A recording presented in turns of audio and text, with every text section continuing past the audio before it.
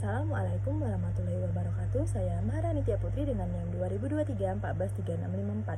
Di sini saya akan menjelaskan materi presentasi saya, yaitu bagaimana agama menjamin kebahagiaan. A. Menelusuri konsep dan karakteristik agama sebagai jalan menuju Tuhan dan kebahagiaan.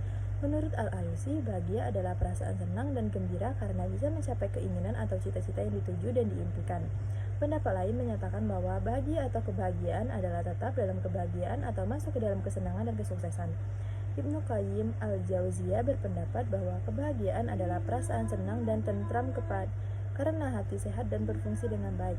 Dengan begitu bisa berhubungan dengan Allah Subhanahu wa taala yang merupakan pemilik kebahagiaan, kesuksesan, kekayaan, kemuliaan, ilmu dan hikmah. Kebahagiaan dapat diraih kalau dekat dengan pemilik kebahagiaan itu sendiri, yaitu Allah Subhanahu wa taala. Mengetahui karakteristik hati yang sehat. Hati menerima makanan yang berfungsi sebagai nutrisi dan obat, selalu berorientasi ke masa depan dan akhirat, selalu mendorong pemiliknya untuk kembali kepada Allah Subhanahu wa taala, tidak pernah lupa dari mengingat Allah Subhanahu wa taala, berzikir kepada Allah Subhanahu wa taala. Jika sesaat saja lupa kepadanya, segera tersadar dan kembali mendekat, berzikir kepadanya. Jika sudah masuk sholat, maka hilanglah semua kebingungan dan kesibukan duniawinya. Perhatian terhadap waktu agar tidak hilang sia-sia melebihi kepada manusia lain dan hartanya. Hati yang sehat selalu berorientasi pada kualitas amal, bukan pada amal semata. Bagaimana hati yang sakit itu? Hati yang sakit adalah hati yang tidak memiliki kriteria seperti penjelasan hati yang sehat sebelumnya.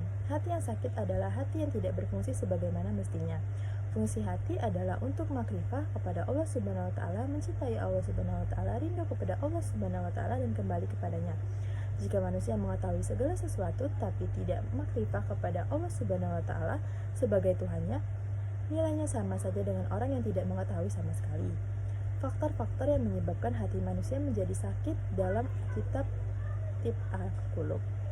Yang pertama, banyak bergaul dengan orang-orang yang tidak baik. Yang kedua, at-tamanni, berangan-angan. Yang ketiga, menggantungkan diri selain kepada Allah Subhanahu wa taala. Yang keempat, asyisyabu, terlalu kenyang. Yang kelima, terlalu banyak tidur. Yang keenam, berlebihan melihat hal-hal tidak berguna. Yang ketujuh, berlebihan dalam berbicara. B. Menanyakan alasan mengapa manusia harus beragama dan bagaimana agama dapat membahagiakan umat manusia. Kunci beragama terdapat pada fitrah manusia. Fitrah adalah sesuatu yang melekat dalam diri manusia dan menjadi karakter tabiat manusia. Secara kebahasaan, fitrah bermakna suci yang maksudnya suci dari dosa dan suci secara genetis. C. Menggali sumber historis, filosofis, psikologis, sosiologis, dan pedagogis tentang pemikiran agama sebagai jalan menuju kebahagiaan. Secara teologis, beragama adalah fitrah. Jika manusia hidup sesuai dengan fitrahnya, maka ia akan bahagia. Jika sebaliknya, ia tidak akan bahagia. Secara historis, sepanjang hidup manusia, beragama merupakan kebutuhan dasar manusia yang paling hakiki. Banyak buku yang membicarakan atau mengulas kisah mereka mencari Tuhan. Seperti buku yang ditulis Ibnu Tufail, buku itu menguraikan bahwa kebenaran bisa ditemukan manakala ada keserasian antara akal manusia dan wahyu. Dengan akalnya, manusia mencari Tuhan dan bisa sampai kepada Tuhan. Namun penemuannya perlu konfirmasi dari Tuhan melalui wahyu agar ia dapat menemukan yang hakiki dan akhirnya ia bisa berterima kasih kepada Tuhan atas segala nikmat yang diperolehnya.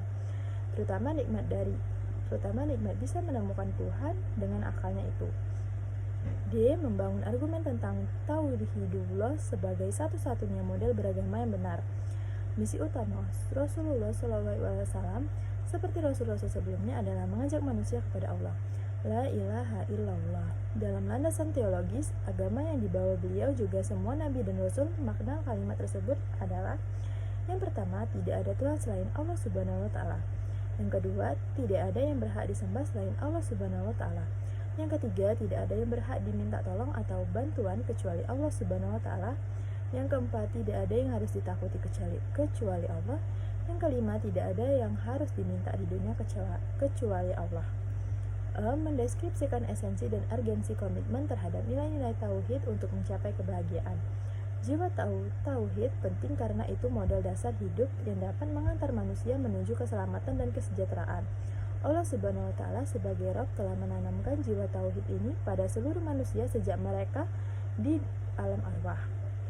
Supaya jiwa tauhid berkembang, Allah Subhanahu wa taala mengutus Rasul dengan tugas utamanya menyirami jiwa tauhid agar tumbuh dan berkembang hingga menghasilkan amal saleh agar menjadi roh kehidupan dan menjadi cahaya kegelapan.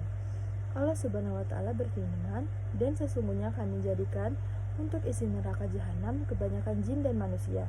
Mereka mempunyai hati tapi tidak dipergunakannya untuk memahami ayat-ayat Allah. Mereka mempunyai mata tetapi tidak dipergunakan untuk melihat tanda-tanda kekuasaan Allah. Dan mereka mempunyai telinga tetapi tidak dipergunakannya untuk mendengar ayat-ayat Allah. Mereka itu bagaikan binatang ternak, bahkan mereka lebih sesat lagi. Mereka itulah orang-orang yang lalai." Kesimpulan, tujuan hidup manusia adalah kesejahteraan di dunia dan bahagia di akhirat. Kebahagiaan yang diinginkan adalah kebahagiaan duniawi dan ukhrawi. Kebahagiaan tersebut mustahil dicapai tanpa landasan agama. Agama yang dimaksud di sini tentu saja agama tauhid, sebab kebahagiaan hakiki milik Allah. Kita tak dapat meraihnya kalau tidak diberikan Allah. Oleh karena itu, hindarilah kemusyrikan supaya pondasi kehidupan kita kokoh dan kuat.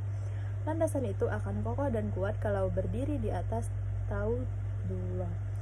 Sekian presentasi dari saya. Bila ada kata-kata yang salah, saya mohon maaf. Kepada Allah saya mohon ampun. Wabillahi wa taufiq wal hidayah. Wassalamualaikum warahmatullahi wabarakatuh.